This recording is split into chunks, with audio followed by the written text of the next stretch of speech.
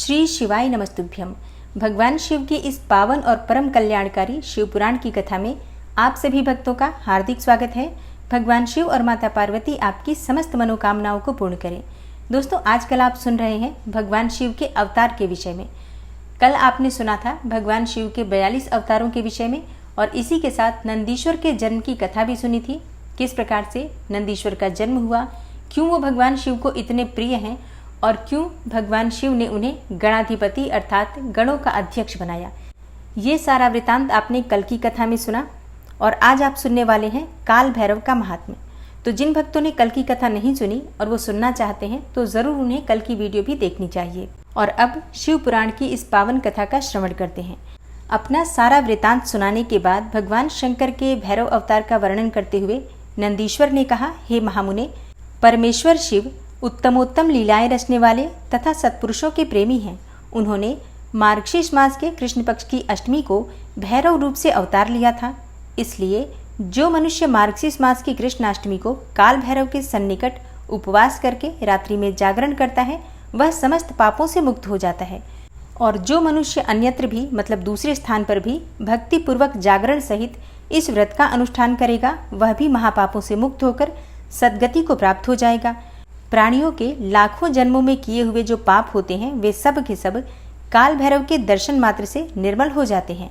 जो मूर्ख काल भैरव के भक्तों का अनिष्ट करता है वह इस जन्म में दुख भोग कर पुनः दुर्गति को प्राप्त होता है। जो लोग विश्वनाथ के तो भक्त हैं परंतु काल भैरव की भक्ति नहीं करते उन्हें महान दुख की प्राप्ति होती है। काशी में तो इसका विशेष प्रभाव पड़ता है। जो मनुष्य वाराणसी में निवास करके काल भैरव का भजन नहीं करता उसके पाप शुक्ल पक्ष के चंद्रमा की भांति बढ़ते ही रहते हैं। जो मनुष्य काशी में प्रत्येक भौमवार की कृष्णाष्टमी के दिन कालराज का भजन पूजन नहीं करता उसका पुण्य कृष्ण पक्ष के चंद्रमा के समान क्षीण हो जाता है। और यहाँ मैं आपकी जानकारी के लिए बता दूं, भौमवार की कृष्ण पक्ष की अष्टमी अर्थात जो कृष्ण पक्ष की अष्टमी मंगलवार के दिन आती है उसे काल भैरव अष्टमी कहा जाता है। वैसे भी कृष्ण पक्ष की जो अष्टमी होती है उसे काल भैरव अष्टमी कहते हैं। उस दिन भगवान शिव के काल भैरव स्वरूप की पूजा की जाती है। और जो शुक्ल पक्ष की अष्टमी होती है उसे आप सभी जानते हैं, मासिक दुर्गा अष्टमी के नाम से जाना जाता है। उस दिन भगवती जगदम्बा माँ दुर्गा की पूजा की जाती है। तो अगर आप काशी में रहते हैं प्रत्येक भौमवार को कृष्ण पक्ष की अष्टमी के दिन कालराज का भजन पूजन जरूर करना चाहिए। वैसे आप कहीं भी रहते हैं तब भी आपको काल भैरव की पूजा करनी चाहिए। इसके बाद नंदीश्वर ने वीरभद्र तथा सर्भावतार का वृतांत सुनाकर कहा, हे ब्रह्मपुत्र, भगवान शिव जिस प्रकार प्रसन्न होकर विश्वानर मुनि के घर अवतीर्ण हुए थे, शशि मौली के उस चरित को तुम प्रेम पूर्वक श्रवण करो। उस समय वे तेज की निधि अग्निरूप सर्वात्मा परम प्रभु शिव अग्निलोक के अधिपति रूप में गृहपति नाम से अवतीर्ण हुए थे। पूर्व काल की बात है, नर्मदा के रमणीय तट पर नर्मपुर नाम का एक नगर था। उसी नगर में विश्वानर नाम के एक मुनि निवास करते थे। उनका जन्म शांडिल्य गोत्र में हुआ था। वे परम पावन पुण्यात्मा शिव भक्त ब्रह्म तेज के निधि और जितेंद्रिय थे। ब्रह्मचर्य आश्रम में उनकी बड़ी निष्ठा थी। वे सदा ब्रह्म यज्ञ में तत्पर रहते थे। फिर उन्होंने सुशिष्मति नाम की एक सद्गुणवती कन्या से विवाह कर लिया और वे ब्राह्मणोचित कर्म करते हुए देवता तथा पितरों को प्रिय लगने वाला जीवन बिताने लगे। इस प्रकार जब बहुत सा समय व्यतीत हो गया तब उन ब्राह्मण की भार्या सुशिष्मति, जो उत्तम व्रत का पालन करने वाली थी, अपने पति से बोली, हे प्राणनाथ, स्त्रियों के योग्य जितने भी आनंदप्रद भोग हैं उन सबको मैंने आपकी कृपा से आपके साथ रहकर भोग लिया है, परंतु हे नाथ, मेरे हृदय में एक लालसा चिरकाल से वर्तमान है और वह गृहस्थों के लिए उचित भी है। उसे आप पूर्ण करने की कृपा करें। हे स्वामिन, यदि मैं वर पाने के योग्य हूँ और आप मुझे वर देना चाहते हैं तो मुझे महेश्वर सरीखा पुत्र प्रदान कीजिए। इसके अतिरिक्त मैं दूसरा वर नहीं चाहती। नंदीश्वर जी कहते हैं, हे मुने, पत्नी की बात सुनकर पवित्र व्रत पारायण ब्राह्मण विश्वानर क्षण भर के लिए समाधिस्थ हो गए और हृदय में यो विचार करने लगे, अहो, मेरी इस सूक्ष्मांगी पत्नी ने कैसा अत्यंत दुर्लभ वर मांगा है। यह तो मेरे मनोरथ पद से बहुत दूर है। अच्छा, शिवजी तो सब कुछ करने में समर्थ हैं। ऐसा प्रतीत होता है मानो उन शंभु ने ही इसके मुख में बैठकर वाणी रूप से ऐसी बात कही है, अन्यथा दूसरा कौन है जो ऐसा करने में समर्थ हो सकता है। तदनंतर वे एक पत्नीव्रती मुनि विश्वानर पत्नी को आश्वासन देकर वाराणसी में गए और घोर तप के द्वारा भगवान शिव के वीरेश लिंग की आराधना करने लगे। इस प्रकार उन्होंने 1 वर्ष पर्यंत भक्तिपूर्वक उत्तम वीरेश लिंग की त्रिकाल अर्चना करते हुए अद्भुत तप किया। त्रिकाल अर्चना का मतलब होता है सुबह शाम दोपहर, मतलब तीनों संध्या जो होती है उस समय को त्रिकाल अर्चना कहते हैं। और इस प्रकार की त्रिकाल अर्चना उन्होंने पूरे 1 वर्ष तक की। फिर 13वां मास आने पर एक दिन वे द्विजवर प्रातःकाल त्रिपथगामिनी गंगा के जल में स्नान करके जो ही वीरेश के निकट पहुंचे, त्यों ही उन तपोधन को उस लिंग के मध्य एक 8 वर्षीय विभूति भूषित बालक दिखाई दिया। उस नग्न शिशु के नेत्र कानों तक फैले हुए थे, होठों पर गहरी लालिमा छाई हुई थी, मस्तक पर पीले रंग की सुंदर जटा सुशोभित थी और मुख पर हंसी खेल रही थी। वह शैशवोचित अलंकार और चिताभस्म धारण किए हुए था तथा अपनी लीला से हंसता हुआ श्रुति सूक्तों का पाठ कर रहा था। उस बालक को देखकर विश्वानर मुनि कृतार्थ हो गए और आनंद के कारण उनका शरीर रोमांचित हो उठा तथा बारंबार नमस्कार है इस प्रकार से उनका हृदय उद्गार फूट पड़ा। फिर वे अभिलाषा पूर्ण करने वाले 8 पद्मों द्वारा बाल रूपधारी परमानंद स्वरूप शंभु का स्तवन करते हुए बोले। विश्वानर ने कहा, हे भगवान, आप ही एकमात्र अद्वितीय ब्रह्म हैं। यह सारा जगत आपका ही स्वरूप है। यहाँ अनेक कुछ भी नहीं है। यह बिल्कुल सत्य है कि एकमात्र रुद्र के अतिरिक्त दूसरे किसी की सत्ता नहीं है। इसलिए मैं आप महेश की शरण ग्रहण करता हूँ। हे शंभो, आप ही सबके कर्ता हर्ता हैं तथा जैसे आत्मधर्म एक होते हुए भी अनेक रूपों से दिखता है, उसी प्रकार आप भी एक रूप होकर नाना रूपों में व्याप्त हैं। फिर भी आप रूप रहित हैं। इसलिए आप ईश्वर के अतिरिक्त मैं किसी दूसरे की शरण नहीं ले सकता। जैसे रज्जु में सर्प, सीपी में चांदी और मृग मरीचिका में जल प्रवाह का भान मिथ्या है, उसी प्रकार जिसे जान लेने पर यह विश्व प्रपंच मिथ्या भासित होता है, उन महेश्वर की मैं शरण लेता हूँ। हे शंभो, जल में जो शीतलता, अग्नि में दाहकता, सूर्य में गर्मी, चंद्रमा में आह्लादकारिता, पुष्प में गंध और दुग्ध में घी वर्तमान है, वह आपका ही स्वरूप है। अतः मैं आपके शरण हूँ। आप कान रहित होकर शब्द सुनते हैं, नासिका विहीन होकर सूंघते हैं, पैर न होने पर भी दूर तक चले जाते हैं, नेत्रहीन होकर भी सब कुछ देखते हैं और जिह्वा रहित होकर भी समस्त रसों के ज्ञाता हैं। भला आपको सम्यक रूप से कौन जान सकता है? इसलिए मैं आपकी शरण में जाता हूँ। हे ईश, आपके रहस्य को न तो साक्षात वेद ही जानता है और न विष्णु, न अखिल विश्व के विधाता ब्रह्मा, न योगेंद्र और न इंद्र आदि प्रधान देवताओं को ही इसका पता है, परंतु आपका भक्त उसे जान लेता है। अतः मैं आपकी शरण ग्रहण करता हूँ। हे ईश, न तो आपका कोई गोत्र है, न जन्म है, न नाम है, न रूप है, न शील और न देश है।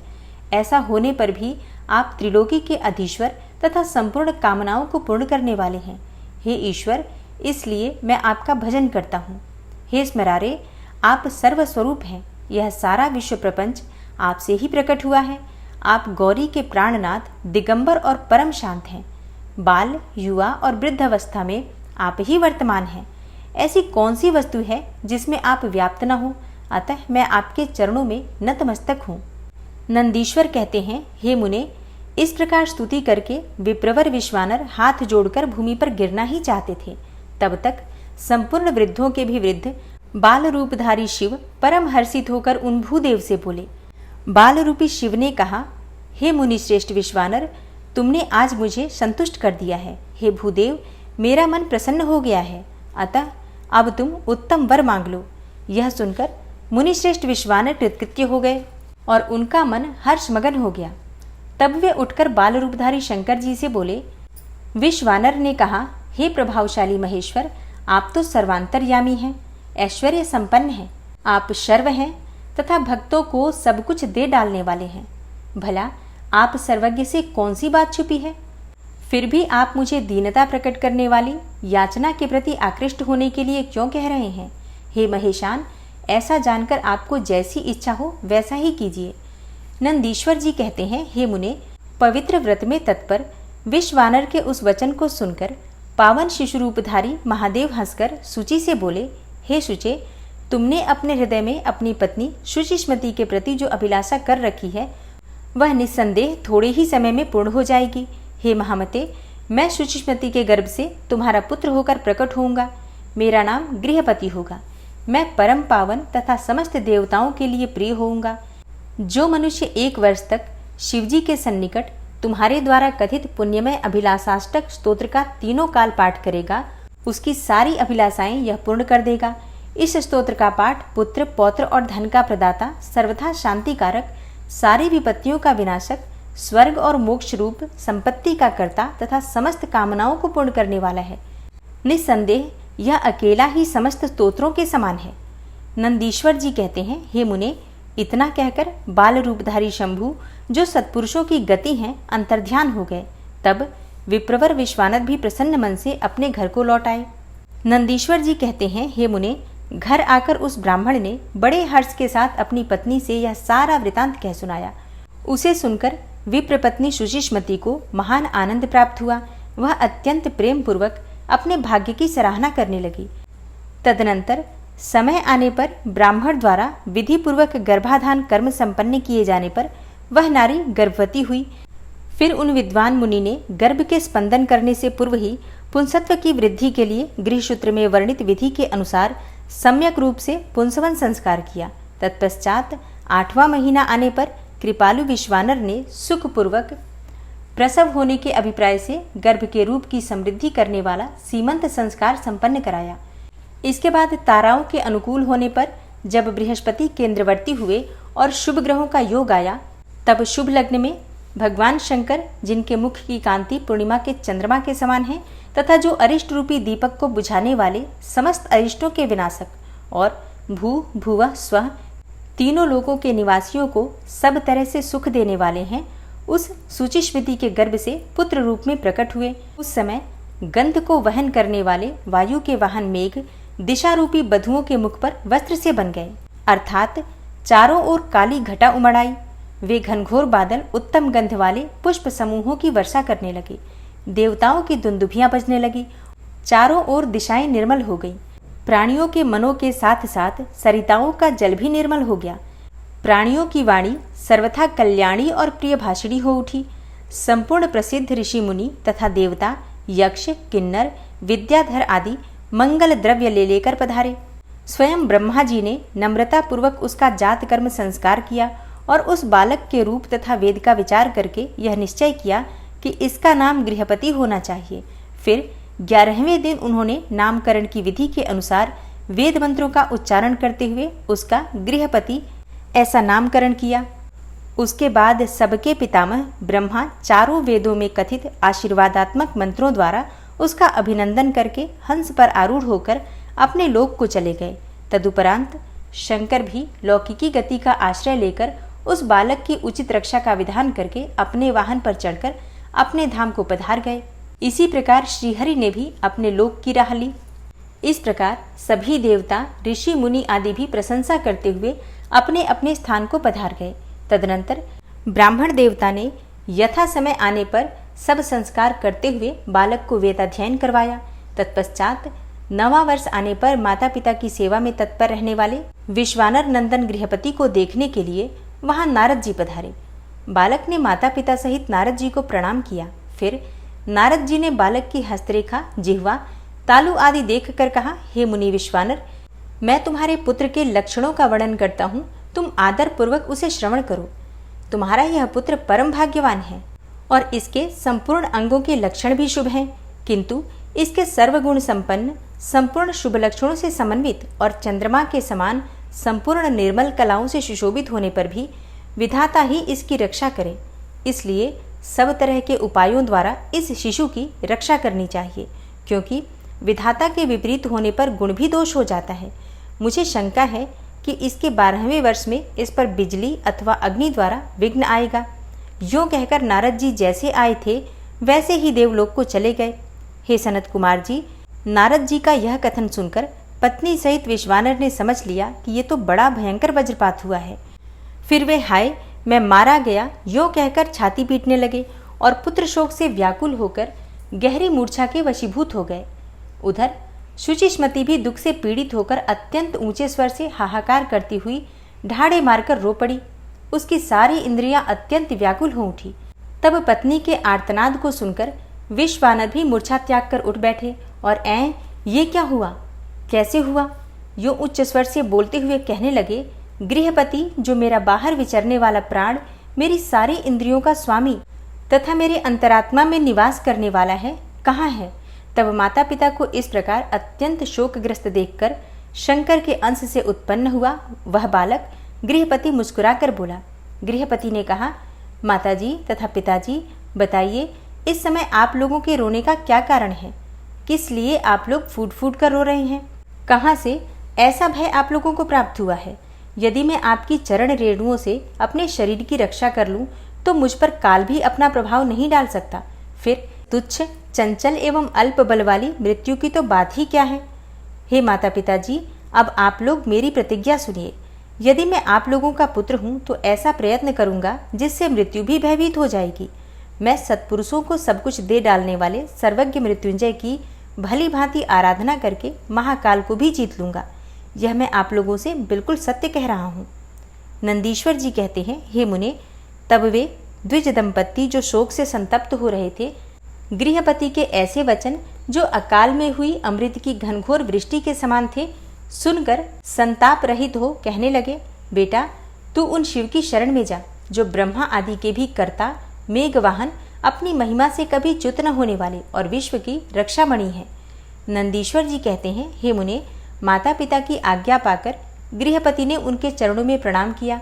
फिर उनकी प्रदक्षिणा करके और उन्हें बहुत तरह से आश्वासन देकर वे वहां से चल पड़े और उस काशीपुरी में जा पहुँचे जो ब्रह्मा और नारायण आदि देवताओं के लिए भी दुष्प्राप्य महाप्रलय के संताप का विनाश करने वाली और विश्वनाथ द्वारा सुरक्षित थी तथा जो कंठ प्रदेश में हार की तरह पड़ी हुई गंगा से सुशोभित तथा विचित्र गुणशालिनी हर पत्नी गिरिजा से विभूषित थी।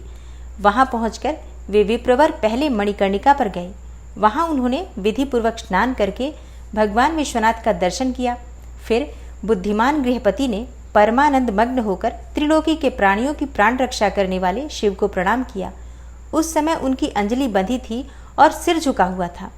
वे बारंबार उस शिवलिंग की ओर देखकर हृदय में हर्षित हो रहे थे और वह ये सोच रहे थे कि यह लिंग निस्संदेह स्पष्ट रूप से आनंद कंद ही है। वे कहने लगे, अहो, मुझे आज जो सर्वव्यापी श्रीमान विश्वनाथ का दर्शन प्राप्त हुआ, इसीलिए इस चराचर त्रिलोकी में मुझसे बढ़कर धन्यवाद का पात्र कोई दूसरा नहीं है। जान पड़ता है मेरा भाग्योदय होने से ही उन दिनों में महर्षि नारद ने आकर वैसी बात कही थी जिसके कारण आज मैं कृतकृत्य हो रहा हूँ।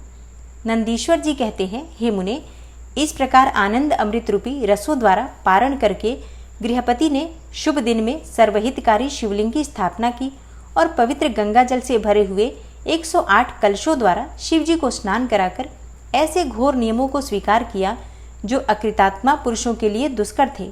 हे नारद जी, इस प्रकार एकमात्र शिव में मन लगाकर तपस्या करते हुए उस महात्मा गृहपति की आयु का 1 वर्ष व्यतीत हो गया। तब जन्म से 12वां वर्ष आने पर नारद जी के कहे हुए उस वचन को सत्य सा करते हुए वज्रधारी इंद्र उनके निकट पधारे और बोले, हे विप्रवर, मैं इंद्र हूँ और तुम्हारे शुभ व्रत से प्रसन्न होकर यहाँ आया हूँ। अब तुम वर मांगो, मैं तुम्हारी मनोवांछा पूर्ण कर दूंगा। तब गृहपति ने कहा, हे मधुवन, मैं जानता हूँ आप वज्रधारी इंद्र हैं, परंतु हे वृत्रशत्रो, मैं आपसे वर याचना करना नहीं चाहता। मेरे वरदायक तो शंकर जी ही होंगे। इंद्र बोले, हे शिशो, शंकर मुझसे भिन्न थोड़े ही हैं। अरे, मैं देवराज हूँ, अतः तुम अपनी मूर्खता का परित्याग करके वर मांग लो, देर मत करो। गृहपति ने कहा, हे पाकशासन, आप अहिल्या का सतीत्व नष्ट करने वाले दुराचारी पर्वत शत्रु ही है ना? आप जाइए, क्योंकि मैं पशुपति के अतिरिक्त किसी अन्य देव के सामने स्पष्ट रूप से प्रार्थना करना नहीं चाहता। नंदीश्वर जी कहते हैं, हे मुने, गृहपति के इस वचन को सुनकर इंद्र के नेत्र क्रोध से लाल हो गए। वे अपने भयंकर वज्र को उठाकर उस बालक को डराने धमकाने लगे। तब बिजली की ज्वालाओं से व्याप्त उस वज्र को देखकर बालक गृहपति को नारद जी के वाक्य स्मरण हो आए। फिर तो वे भय से व्याकुल होकर मूर्छित हो गए। तदनंतर अज्ञान अंधकार को दूर भगाने वाले गौरीपति शंभु वहां प्रकट हो गए और अपने हस्त स्पर्श से उसे जीवन दान देते हुए से बोले, हे वत्स, उठ उठ, तेरा कल्याण हो।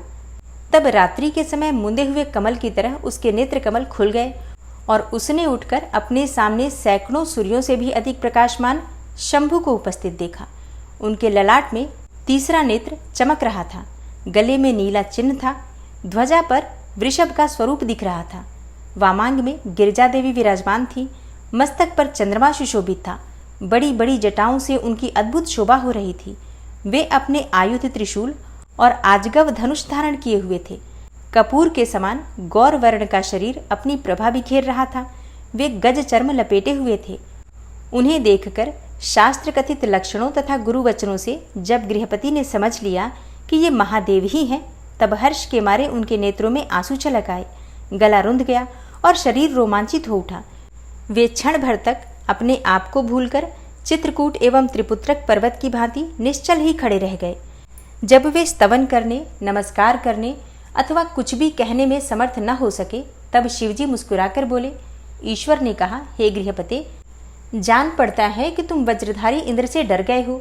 हे वत्स, तुम भयभीत मत हो, क्योंकि मेरे भक्त पर इंद्र और वज्र की कौन कहे। यमराज भी अपना प्रभाव नहीं डाल सकते।